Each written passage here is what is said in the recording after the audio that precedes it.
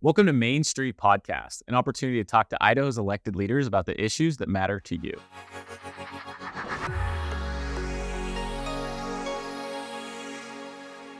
So we're here today with Representative Jon Weber out of District 34. So that's Madison County, correct? That's correct, yes. Right. And so we had your seatmate, Britt Raybould, on. Excellent. And she told us all things farm and water. So we really got into the details. Yes.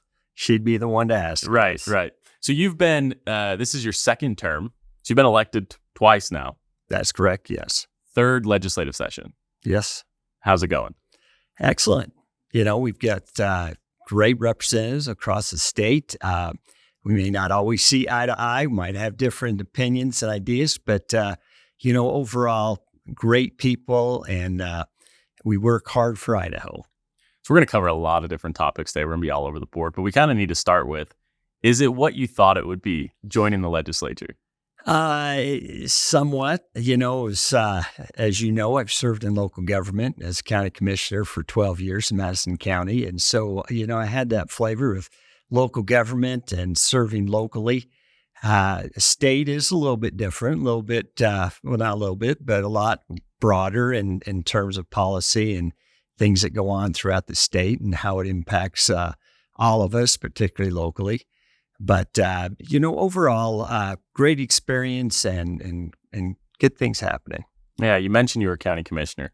That helps give the listeners kind of an idea of how you ended up here. But let's go back a little bit further.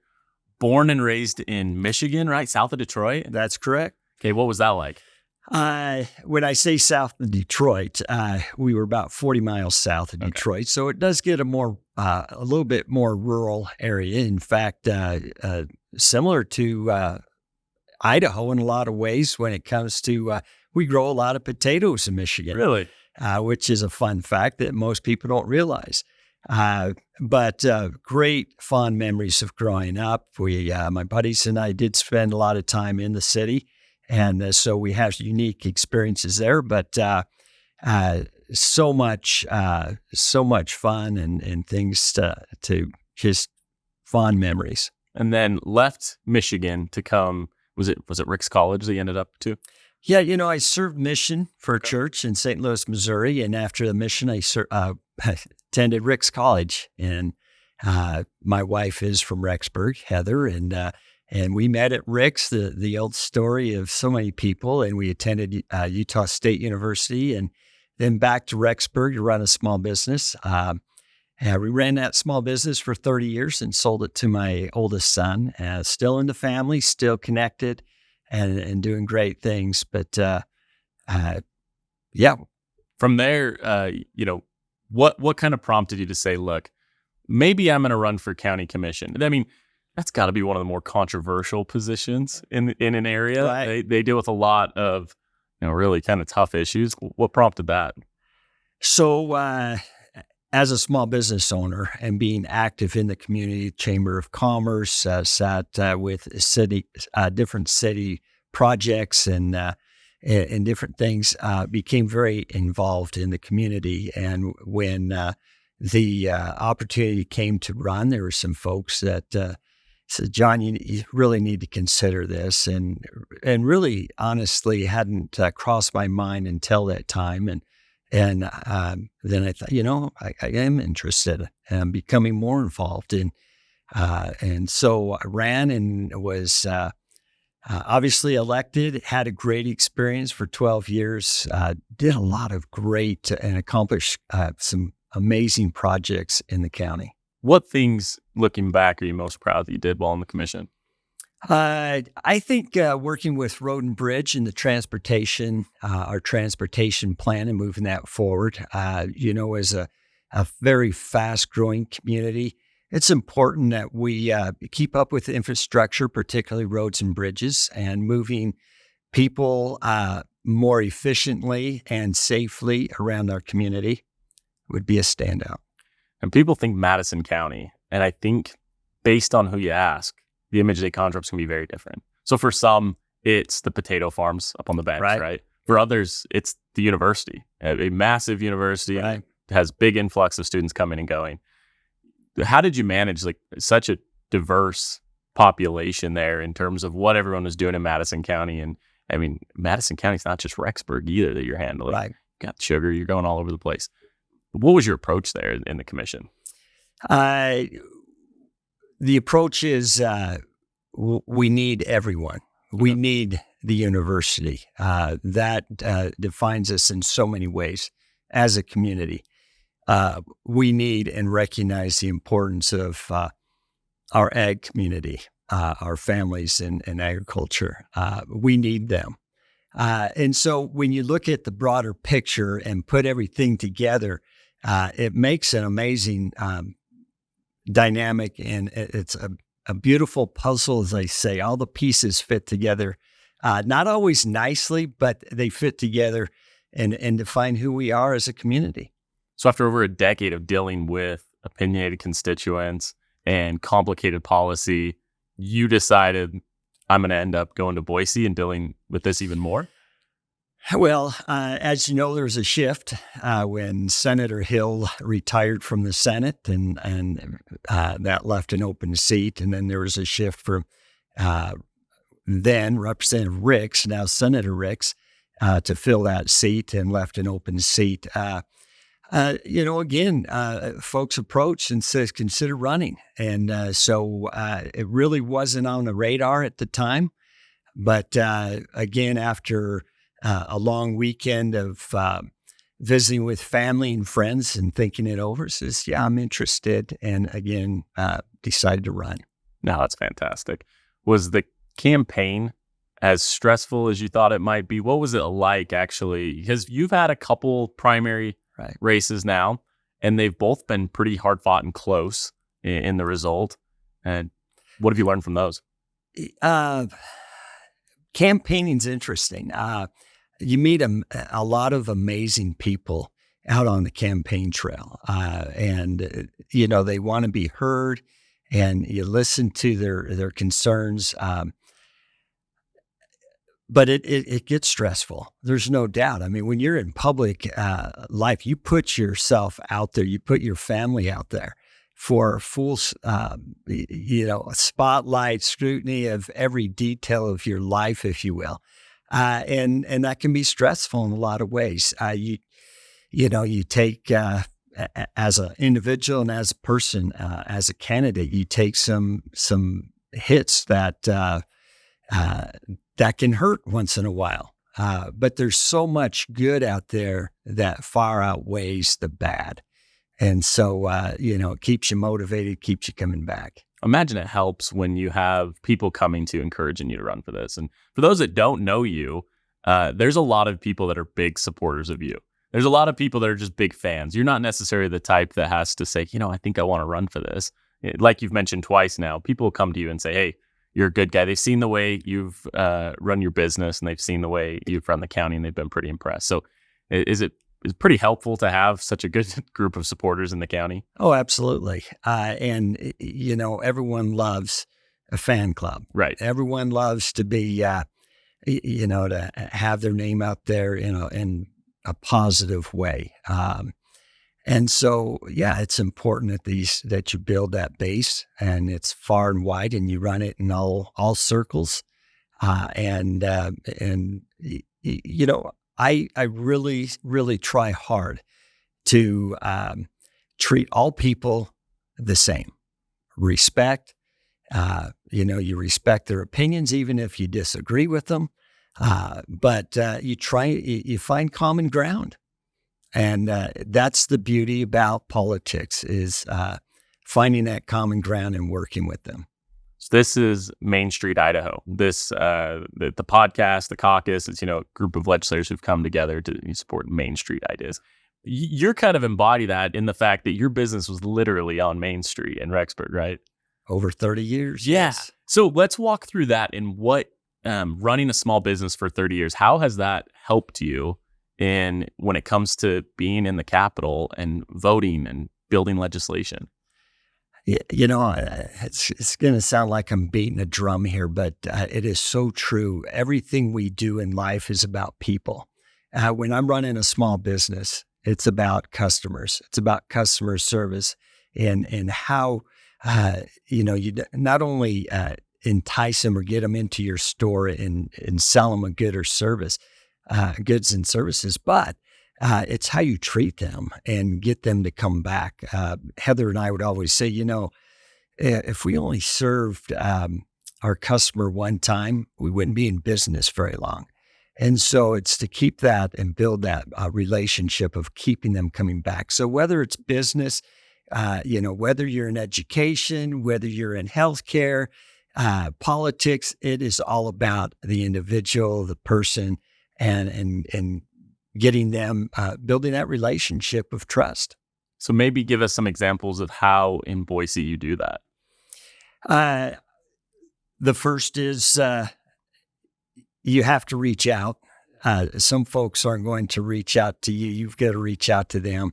And, generally build that relationship step by step. It's sometimes, it is, you've got to keep it obviously on a professional level, but as you build that relationships, it starts going more personal. Now it's, hey, how's your wife and your kids doing, and you start learning more about them as an individual.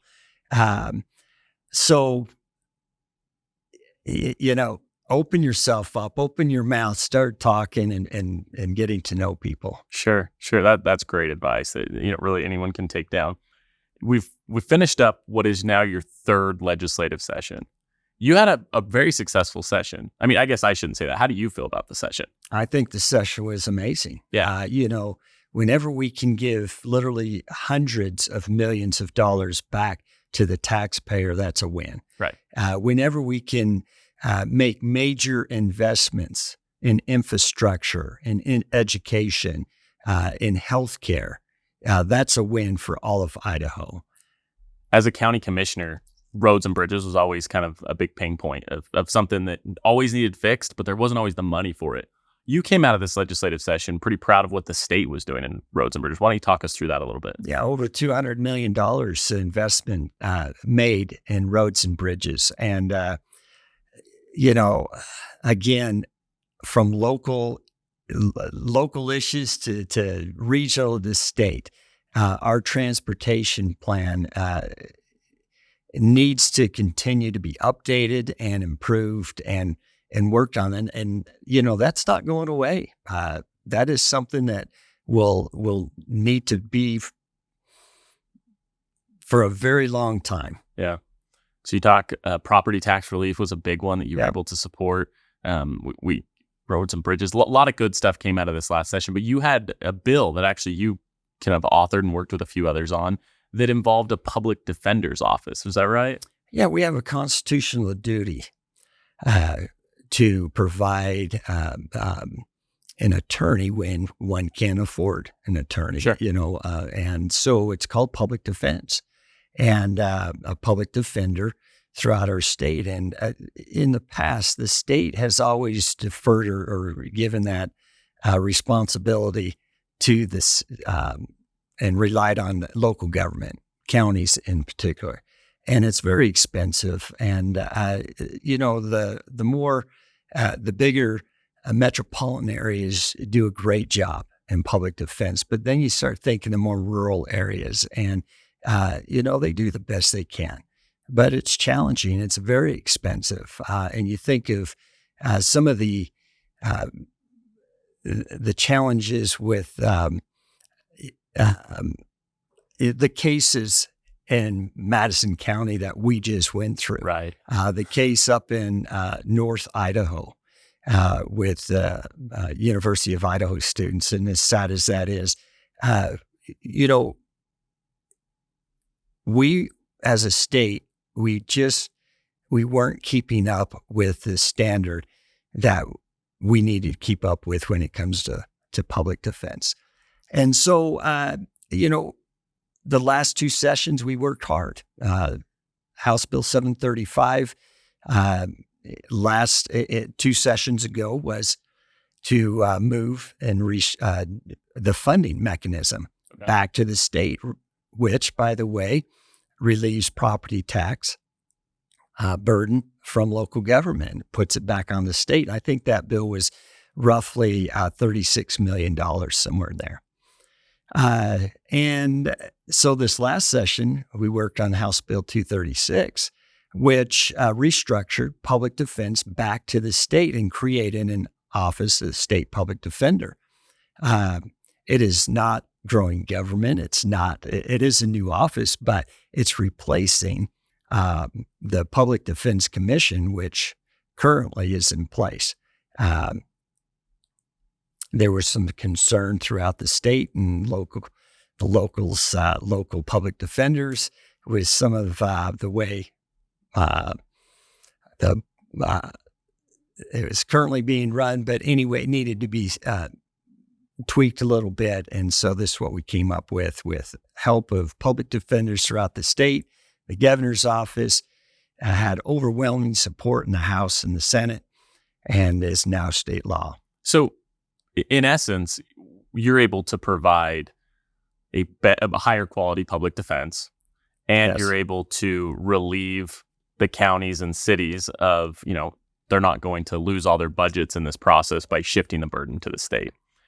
For those that might be thinking, why would we want to give murderers better quality defense? Maybe walk us through even with some of the cases we've seen in your county, Madison County, why we actually do want to give them better quality public defense. Well, yeah, that's frustration. I understand.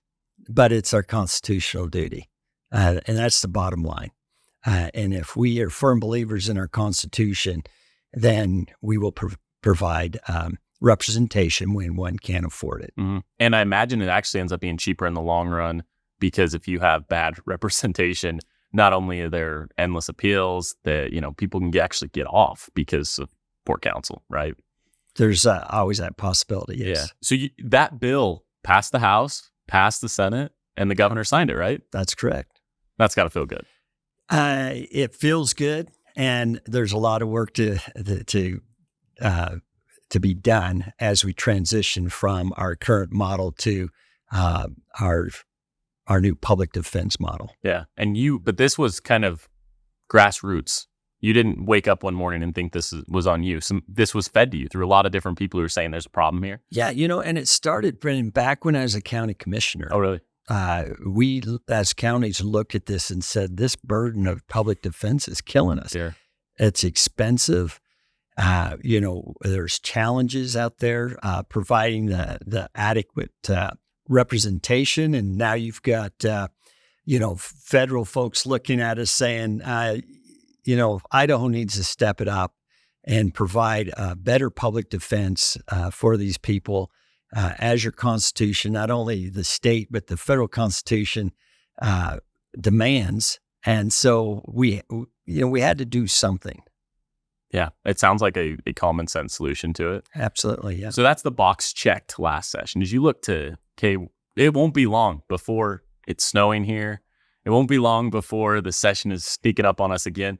What's on your to-do list for the new session? Oh, well, it is an election year. Yeah. And, I think we would be focusing still on property tax relief. So let me stop you there, because some people, legislators, are really good about pointing out, well, it's an election year. Why is an election year different in the legislative session than a non-election year? Well, every 2 years, all of us are up for election. We're accountable to the people. Sure. We want to get home to the people and really get out and start visiting more than we currently do, because we want to be with the folks and hear what's on their mind. So, we point out that it's election year, mainly for that reason, get home and be with the people. And be a little more effective and get done, because there's pressing issues. That's right. Right. So what are the big pressing issues that you want to take care of this session? Well, I mentioned homeowner association. Okay. Walk us through that. So currently HOAs, homeowners association, it's crazy to think that Idaho's become and growing so fast in these developments that most people live in a homeowner association. And as we go through some of these growing pains, there's some issues that need to be addressed. For example, we have some developers in the state that remain in full control of a homeowner association, even after they sell all of the lots. And some of these developers don't even live in Idaho, which is a concern. So what we're proposing is when X amount of lots sell, the developer turns that power over to the homeowners. They reorganize and manage themselves.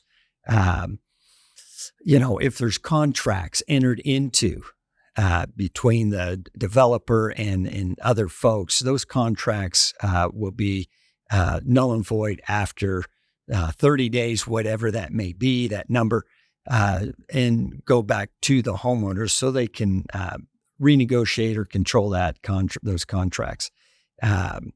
There's an issue over in Teton County where most of the lot owners don't even live in Idaho, and they gave their proxy vote to one person, the president of the HOA. So one person controls that whole association through proxy votes.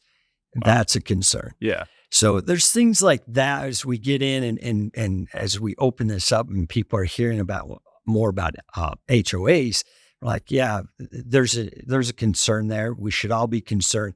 So our approach is really restoring personal property rights to the homeowner. And that's what we are about in Idaho, about good Republicans is personal property rights. So as we move forward, we'll be addressing some of those issues. I know there's a lot of people who they hear HOAs and they cringe. Yeah. A lot of people had bad experiences with them. Yeah. And so empowering the actual homeowners in the association to be able to make decisions, I think that's probably a good thing. Yeah.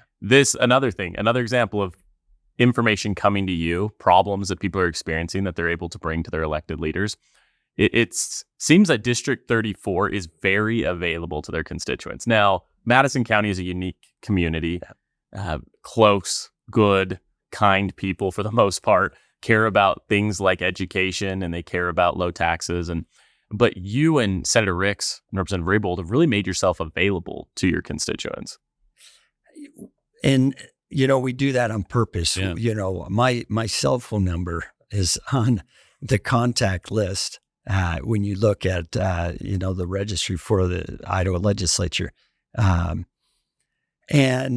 I do that on purpose. I want people to contact me and talk to me. And I make a personal effort, a concerted effort to reach back personally. And I know Representative Raybould does, and so does Senator Ricks. We're going to church with these folks. We're going to school functions. We see them at the grocery store. We live in a relatively small community. Mm-hmm. In comparison. It's fastly growing, but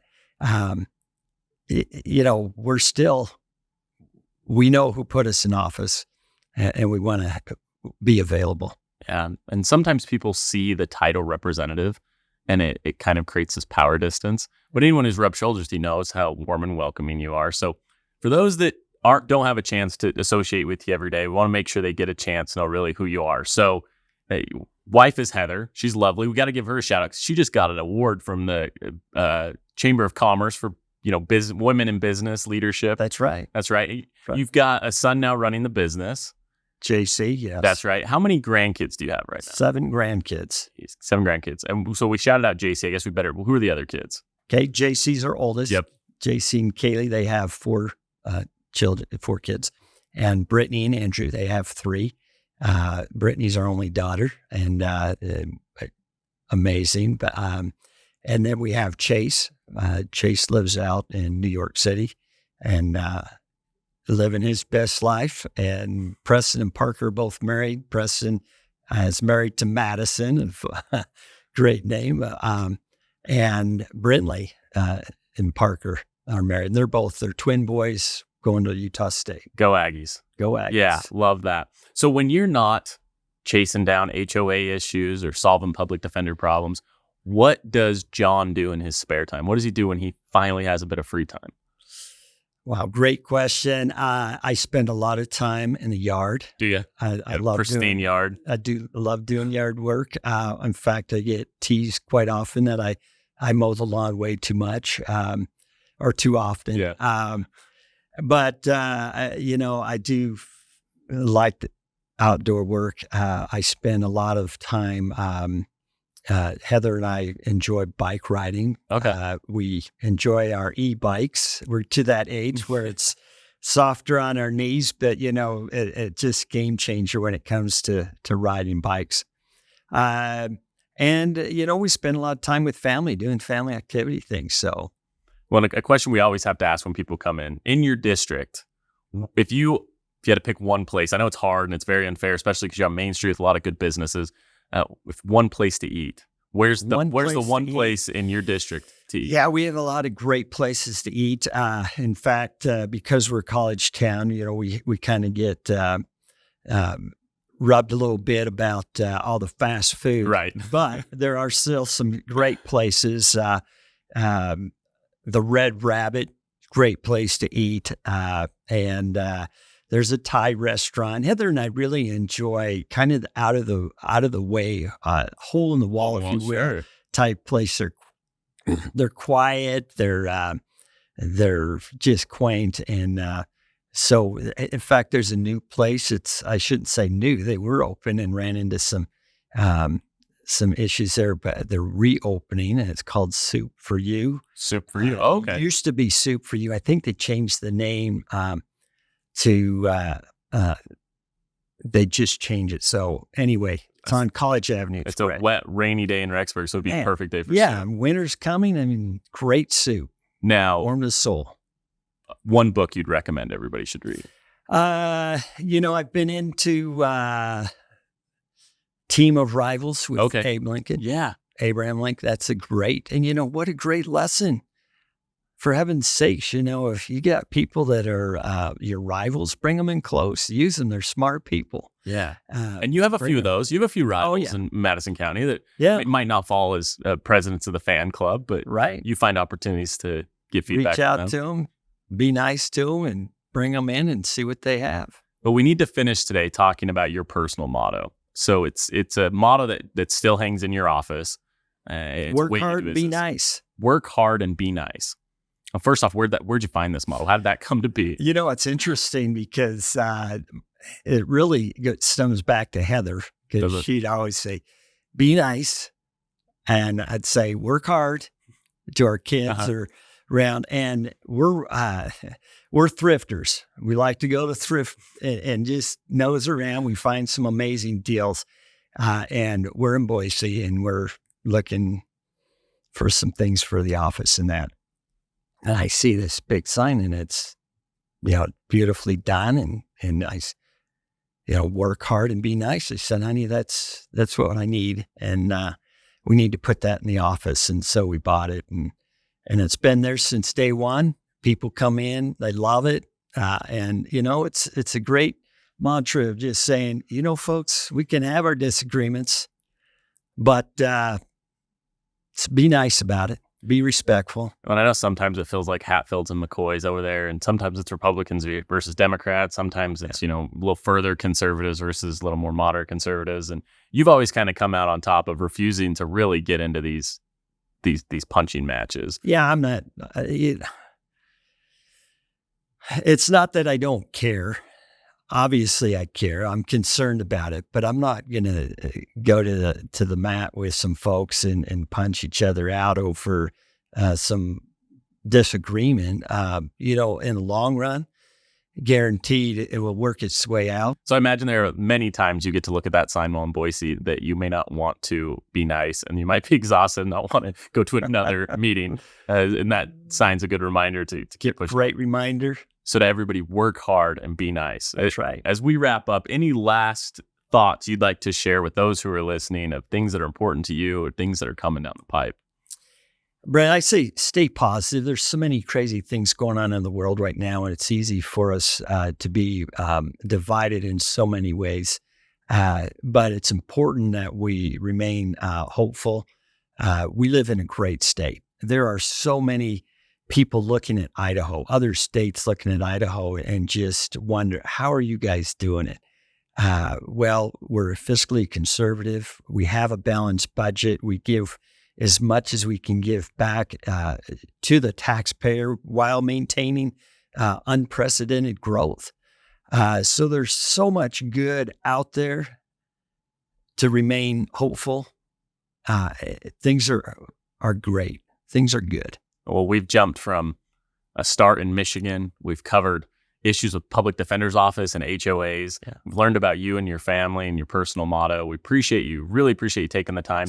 To the voters, to the constituents of District 34, they can find you on social media. You got a Facebook. They can find your cell phone number online. Find my cell phone. They can find me around town, and always welcome folks to sit and chat. Yeah, and you hold regular town hall meetings during the session. We do, and they can come and bring their questions and problems to you. Fantastic, Representative Weber. We really appreciate you being here, and we'll have you back. All right. Excellent. All right. Thanks, Thank Brennan. you so much. Appreciate it.